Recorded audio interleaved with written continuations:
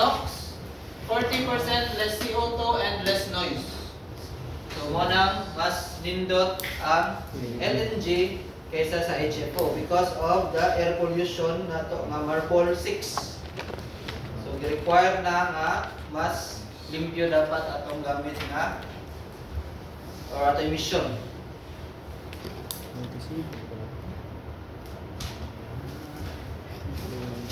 Next.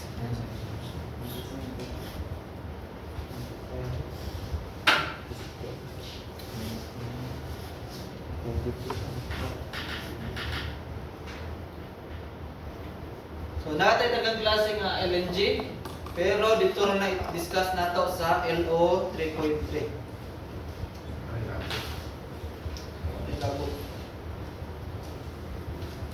Okay. So, ang LNG na to, need na mo ni atong sunugon, di ba? Kaso ang LNG daw kuno is dili na siya masunog gamit ang kadto lang atong i-compressed nga air. Okay? So mura siya gasolina. Bisa pa kung sa compress nila sa hangin sa engine sa gasolina, di siya masunog kanto di na butangan og spark plug. Okay? So mo kun di siya. So need siya og naay mag-create og spark before siya masunog. Okay? So, ilang gibuhat is nagbutang sila og pilot fuel. So, nasa injector, o inject na siya gamay nga fuel, mo to'y makapasunog niya, and then kadtong imong gas, mapil lang ito kasunog. So, murag naa siya ikaw galingon nga kanang spark plug. Pero dili ni kuryente. Kato ning mo inject niya siyang fuel. So, may gibuhat nila sa dual fuel engines. And then ako yung bando, mga gas engines nga nagamit yun silang spark plug. So kana atong i-discuss karon. So kanima muna auto o diesel. So auto man tong sa gasolina, di ba? So kani auto mo gigamit sa gas. And then ang liquid sa diesel ta. O mo ni mga naong sa nakaibento na nila. Abi no Japanese na sa auto. Yun lang Japanese. Diesel po, yun siya European. Okay. So, natay tulo ka klase ng LNG engines. First, we have the dual fuel. Mo ang pinaka most common use na to sa barko. And then, ay additional option, gas spark plug ignition. Ang disadvantage lang ani is wala ni siya backup. So, explain na to later anong wala siya backup. And then, ang third nga LNG engine is the gas diesel high pressure, so GDHP. So, gas diesel high pressure.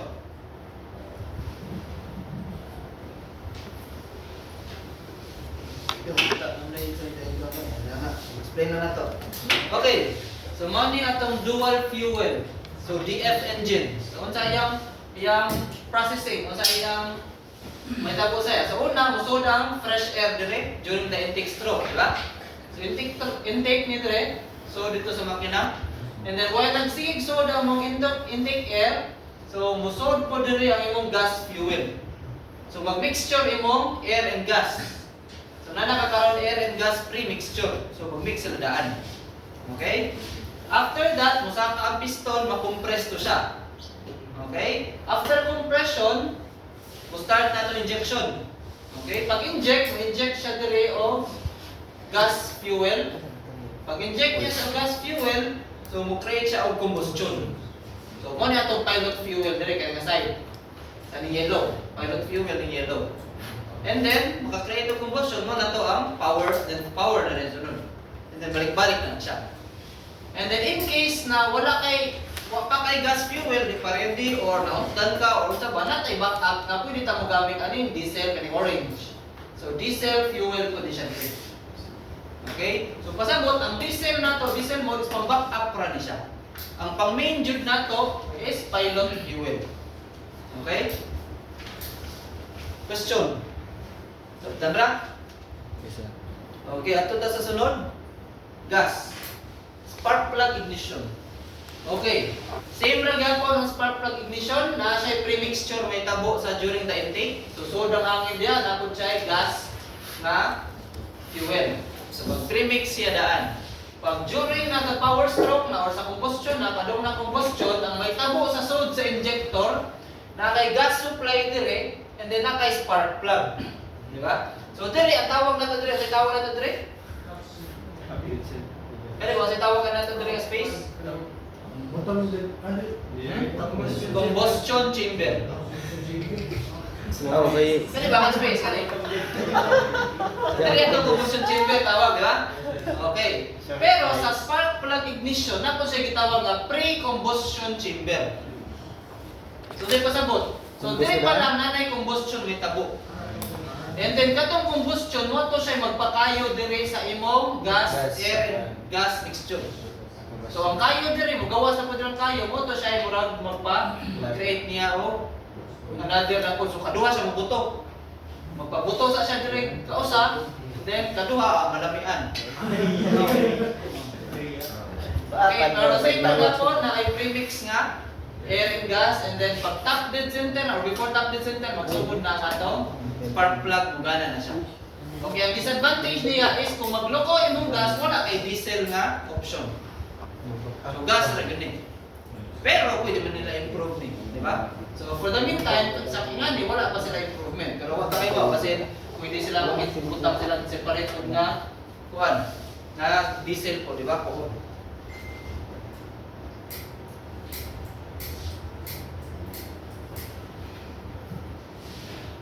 Okay, ang ikatulong sa pangalan to? Gas diesel high pressure injection. Okay. So unsang po ni? So nara siya usa ka tanang kuan, wala ni siya pre-mixture. Okay? So wala siya pre-mix dire sa inlet. So unsay may tabo niya? So dire naatay nozzle.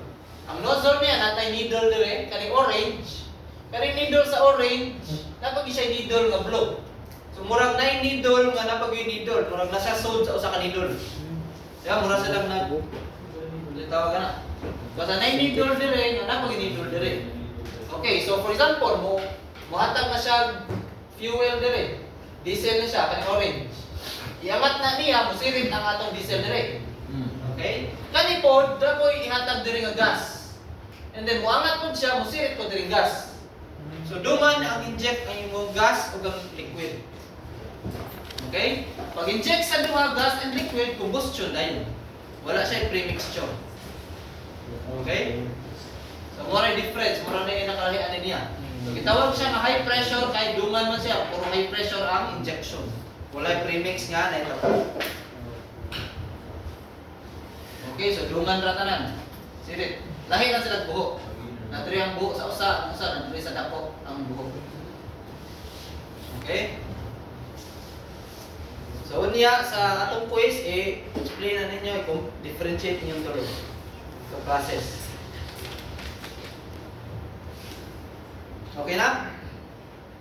Okay, arita sa two stroke, yung more or less mga 4 stroke man to siya. Arita sa two stroke, ang two stroke is lahit pod.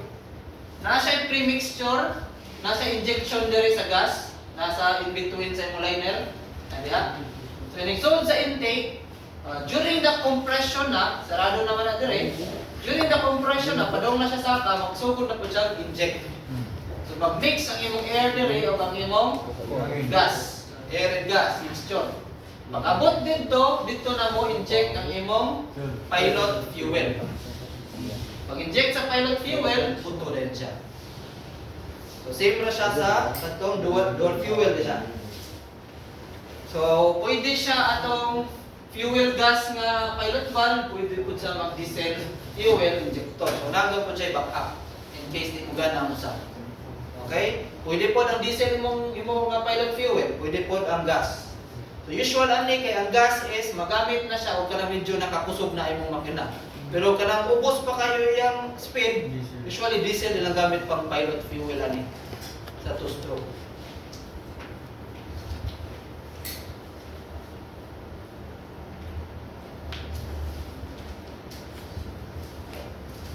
Okay, so ang atong liquid LNG ay atong liquid natural gas is naka-liquid siya dito sa atong storage. And then kung gamiton nato sa makina dapat gas siya. So mo ni siya nag-handle sa atong gas sa ato LNG. So na siya tamanan, na siya agianan. So di kay kang kumpos na arita sa construction. Okay. So, mo ni atong mo ni atong gas na pipe. Okay? Kung makabantay mo, ang yellow nga color, ang pinakauna ni mga tubo, nagagid siya tubo nga blue color. So, na siya sa sod sa blue. Okay? So, in case na, ang purpose ani is, in case na muliking imong gas, di siya mulik sa engine room. Ano gapon siya mulik sa sod, gapon sa tubo. Okay? So, mo man yung explain last time sa katong mga sensors sa to, about HC sensor, hydrocarbon sensor. So, ang kaning blue na to is pirmi na hinagsak og hangin diha, na siya blue well. Na siya exhaust fan. Sige go. And then sa agi sa hangin diha na ditoy hydrocarbon HC sensor, hydrocarbon sensor. So, ibig sabihin, pag may leaking ang imong gas padong dito, maka-sense ang sensor, uy, may hydrocarbon. So, automatic siya, mo-send yung signal, uy, may hydrocarbon, may leaking. Automatic mo alarma, automatic mo shut down ang gas supply. And then, after i-shut down ang gas supply, mag-inject na yun siya ng nitrogen diri sa imong blue. So, purpose sa nitrogen is para ma-inert ang imong tubo, ma-prevent ang explosion. Okay, kaya ang gas, maka-leaking na, buto ang sigasa. Nakibaw, diba? So, protection na nato siya.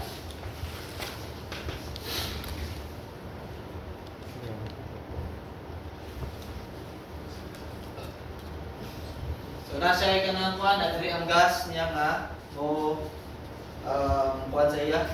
So, nadiri ang mga filter, usapan yung mga soda.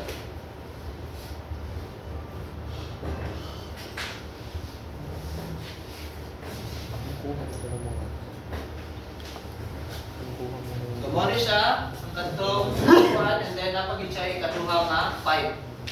So, kanang green na diha ang atong murang iyang kuhan, protection.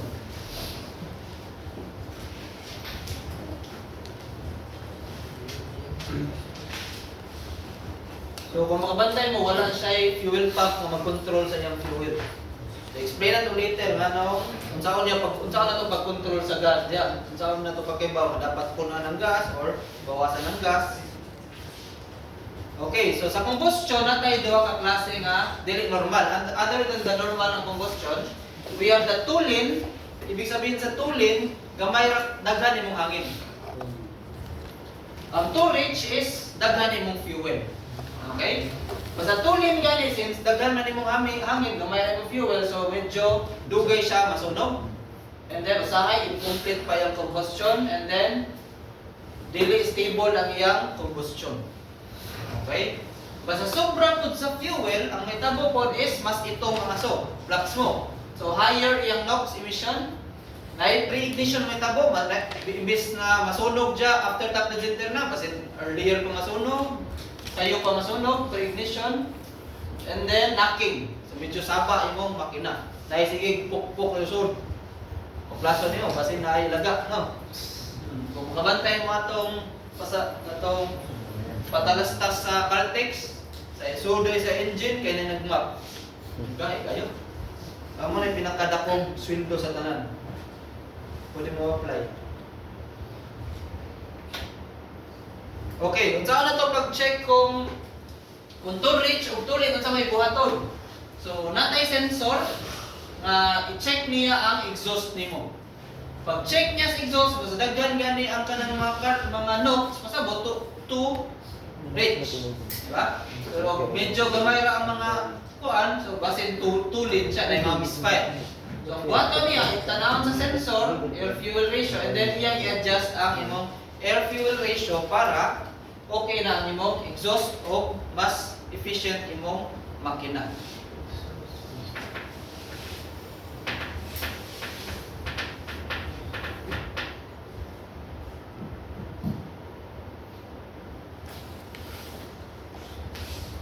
Okay, nasa yung diagram, pero ang manufacturer ay bahala na. Dili na kita. Muna yung diagram nila. So, diri ka sa ida ko no, is a storage na diya, diri tulin. Dapat diri ta sa green lang na area. So, muna yung pinaka-optimum na air-fuel ratio. Okay, kung di na ito makontrol ang air-fuel ratio, ang may tabo is mag-knocking. Muna yung may tabo sa knocking, mabuslot ang imong piston crown. So, So diesel knock or pinaka-worst detonation, murag bomba, detonate. Diba? So sa cause ani to reach ang imong combustion kasi too much air imong too much gas air mixture daghan na kayo nga nagpalit na siya buto apos sulot na diha. So this may cause severe damage to piston, rods and bearings and other parts of the engine. So mo na tong ginalikayan. So unsa na to pagkaibaw kung naay knock ang atong or knocking or diesel knock ang atong makina? Syempre natay sensor. Okay? So natay knock sensor. So sa base sa atong discussion about sensor, nasod ni siya sa vibration sensor. Okay? So vibration sensor siya, i-check niya kung okay ang vibration sa sod sa atong makina. So ingani ang normal, kung ingani na gani ang vibration, pasabot kag knocking na dito. So send siya signal sa atong air fuel ratio o i-adjust niya kay knocking na kisugod. Diba? So adjust na yon sa air fuel ratio. Question, ipunta na? Okay. So, mo ni ang gingon ganiha. Nga atong gas fuel wala man tay unsa tay mag-control ra gud sa atong kwan? Di ba? Magkot sa liquid, ang mag-control nato sa fuel pump para mag-control nato ang atong fuel nga kadaghanon is, di ba, fuel rack. Kaso diri sa gas wala man siya fuel rack, wala man siya fuel pump. So asa man siya nagbase og measurement. So diri sa gas mode nagbase siya sa atong torque sa shaft. So shaft ni siya mo ni atong torque sensor. So based sa torque sa imong shaft dito mo-adjust ang atong amount sa fuel sa atong gas mode. So kung kusog na siguro kayo ang torque o bawas-bawas konti. Kung hinay mo ng torque so pwede magdagdag. So diha na magbase ang atong gas mode sa torque sensor.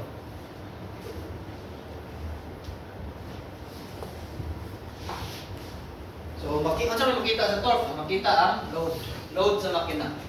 Depende sa load, 80% na ang load, so mo ni atong gas mixture. O 70% mo ni atong gas mixture. O kung sa ba, 50%, 30%.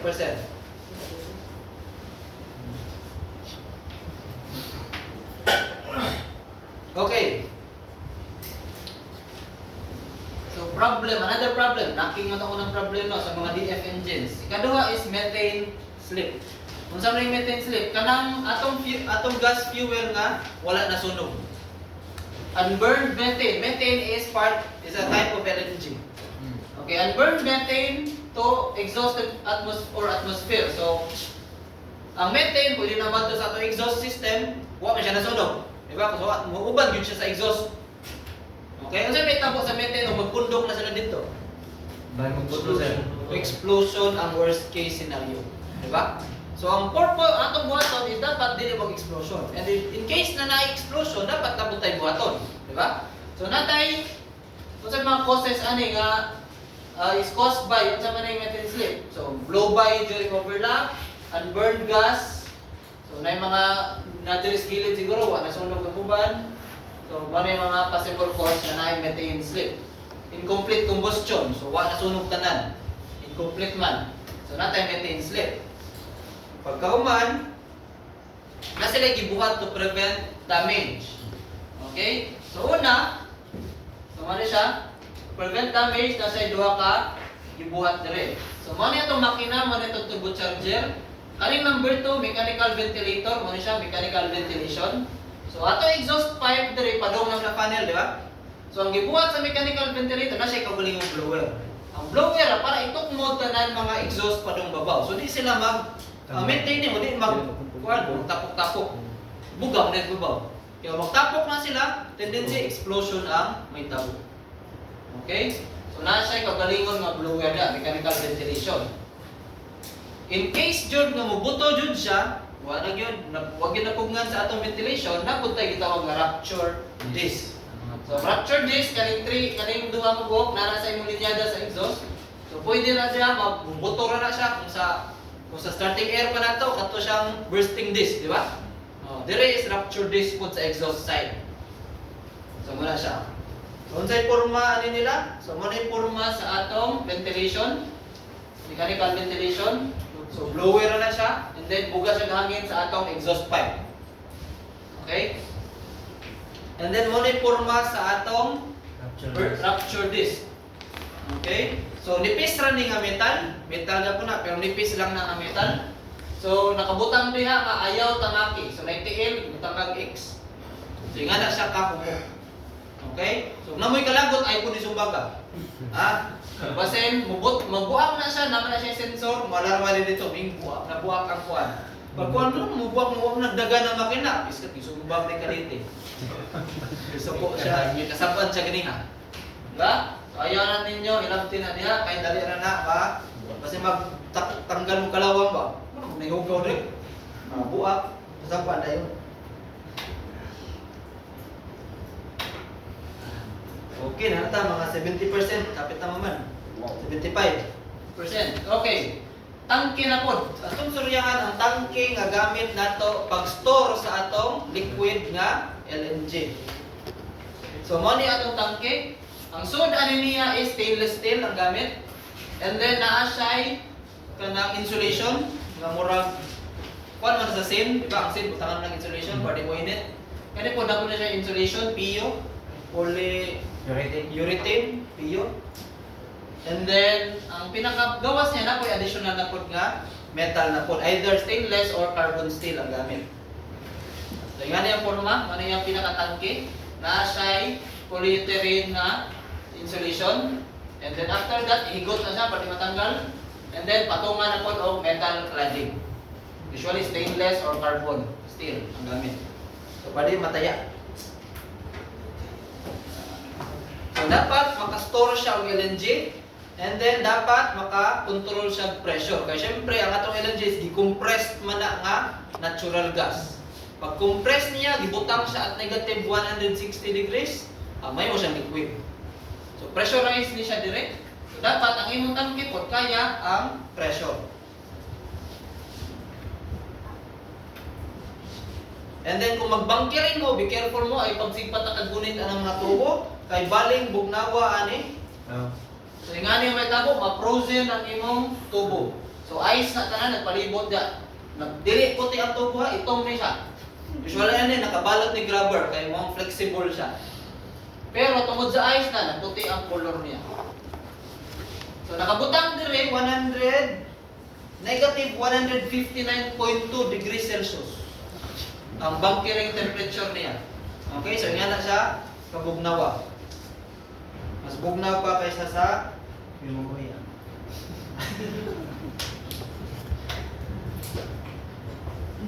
Okay, ang atong tangke is mo abot pud sa point nga na siya weathering or aging. So, ato po nang likayan nga dali siya maguba. Especially during rough weather. So, rough weather, kusog pud kayo ang slushing may tabo sa sud sa imong makina. Unsa man ang slushing? So, kanang ang liquid niya pagabangga sa iyang wall. And then kung magsige nagbangga-bangga sa iyang wall, ang may tabo is it will make impact loads against the tank wall nimo, in which pwede siya madamage, di ba? So ang ilang gibuhat to prevent this from happening or para maibanan ng slushing effect, so nagbutang siya og inclined baffle. So mura siya baffle plates. So inclined baffles ingan yung forma, so ang iyang liquid dili na lang magbangga-bangga. So di na kayo kusog ang iyang slushing effect or free surface effect. Kung naka-remember mo na sa una. First year. So nga rin ang forma, dala siya buho nilang gamay para makalusot kaya pang tubig. Pero di good siya magkusog ang iyang free surface effect. And then di po siya makapekto sa stability sa barko. Kasi yung barko mo, capsize na nagkalit. Kaya kusog na dahil ang surface effect. Danger zone. So atong tangke, di pwede itapad sa atong accommodation. Bubuto na hasta kita na lechon. Okay? So sa kanila design sa ilang barko is nasa atubangan. So layo kay ng tubo padong dito sa engine room. So nasa atubangan. So kung mabanggaan na, buto na. Pero at least baka ambak pa tanaw.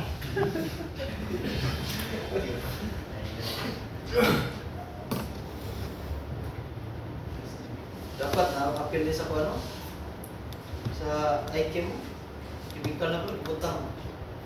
So para paspas may mo liquid ang gas. Butang na chemical. Mano ni? So nag-report na sila. Pagka mag-report, kay wak man mo ning follow sa ilang kuan, ada na diaryo mo muna. Okay. Tumora to. Okay.